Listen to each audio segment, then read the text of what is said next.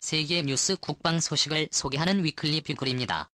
여러분의 구독과 좋아요, 콘텐츠 제작에 큰 힘이 됩니다. 오늘 준비한 소식은 한국이 도입하려는 최고 성능의 합동이동 표적 감시 통제기 도입 사업입니다. 한미연합군의 공군이 북한 도발의 대처에 대한 시나리오를 보면 한미연합 공군기는 후방에 배치된 미군의 1월 8일 조인트 스타즈의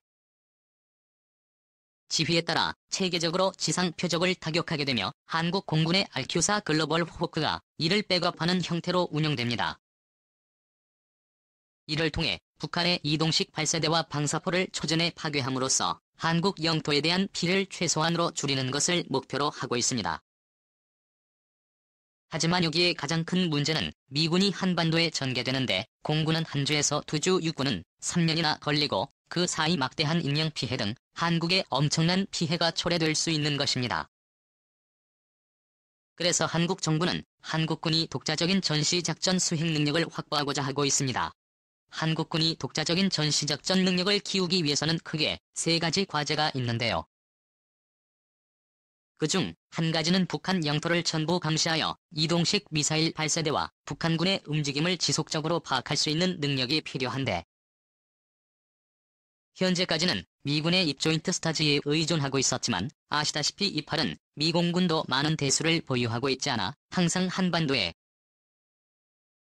배치할 수 없는 상황이라 급작스런 도발에는 사실상 대응이 불가능합니다. 이에 국방부는 작년에 발표한 2013년 국방중기 계획의 합동이동 표적 감시 통제기 도입 사업 줄여서 한국형 조인트 스타즈의 도입을 결정하였습니다. 이에 한국형 조인트 스타즈 사업과 어떠한 기종을 도입할지 한번 알아보도록 하겠습니다.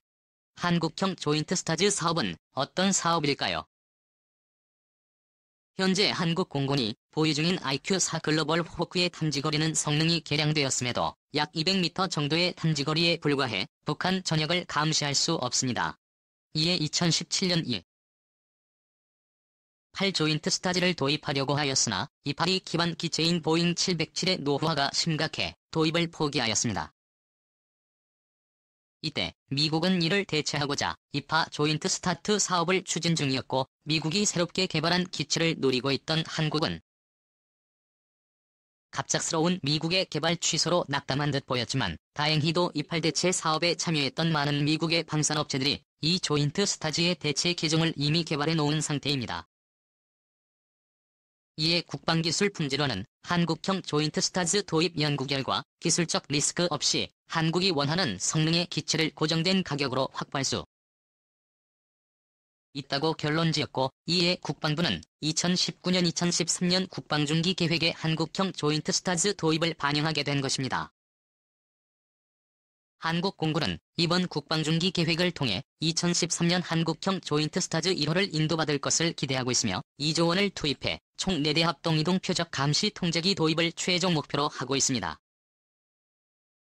국방기술품질원은 세계 여러 방산업체들에게 기술 요구서를 발송하였고, 이에 미국의 노스롭 그러먼 레이시온 보잉 시스템즈 이스라엘에 등이 참여 의사를 밝혔으며 수많은 기종을 제한하고 있으나 우리 군의 요구사항이 북한 전역을 커버할 수 있는 500에서 700 수준의 탐지 능력과 늦어도 2025년까지 개발을 완료하여 한국에 인도해야 하기 때문에 현실적으로 가능한 기종은 크게 3개로 압축됩니다. 첫 번째로 노스롭 그러먼사의 여객기 개조형 모델입니다.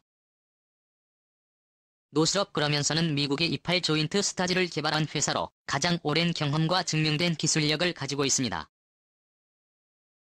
노스롭 그러면 RQ-4 글로벌 호크나 대형 여객기에 MPRT-IP 사업을 통해 개발된 애사용 지상감시 레이더 장착형을 한국에 제안하고 있습니다. 여기서 MPRT-IP 사업이란 미 공군이 2003년부터 보잉 707 기반의 조기 경보기 23 전자정보 수집기를 한꺼번에 통합하는 사업을 추진하였다가 개발비가 폭증함에 따라 철수한 사업으로, 이때 노스롭 그러먼은 이 사업을 수행하면서 MPRT-IP 기술을 확보하였습니다. 이에 노스롭 그러먼은 보잉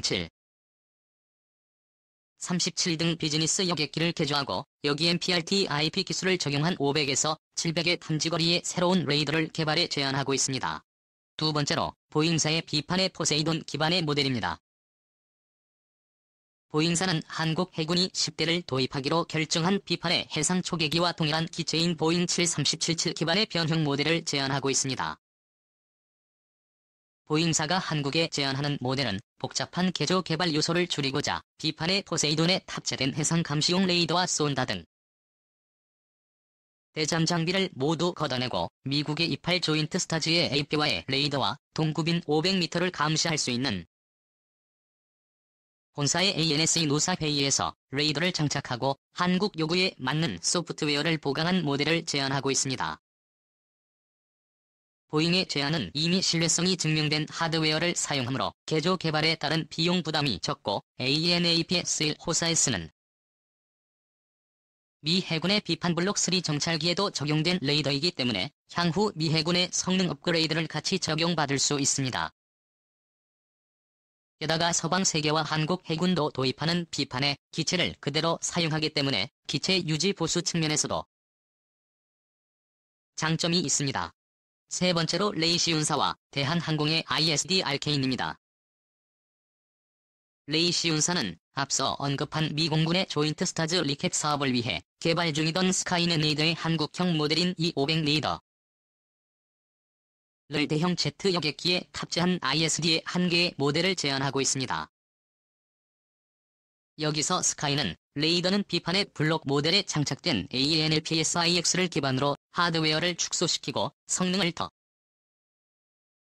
개량시킨 모델로 미국의 28의 B7 레이더보다 향상된 탐지 능력을 가지고 있습니다.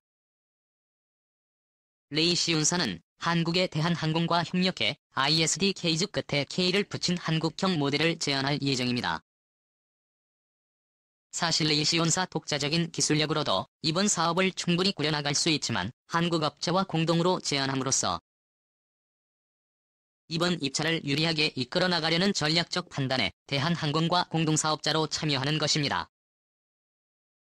이는 한국 입장에서 대한항공이 공동 개발을 통해 얻은 정비 기술로 한국형 조인트 스타트의 정비를 맡게 되면 가동률이 향상되고 운영 유지가 보다 간편해지는 효과를 볼 수 있으며 이러한 상황을 레이시운사와 대한항공이 한국형 조인트 스타즈 사업의 성공 열쇠라고 판단한 것입니다. 이번 사업에서 한국은 앞서 설명한 것과 같이 미국의 조인트 스타즈 리캡 프로그램 덕분에 큰 기술적 리스크 없이 미국의 28과 대동한 성능의 기치를 확보할 수 있게 되었습니다. 한국은 이번 사업의 비용적 리스크를 없애기 위해 고정가격 계약을 체결할 것으로 파악되며 이에 참여사들은 비용을 높게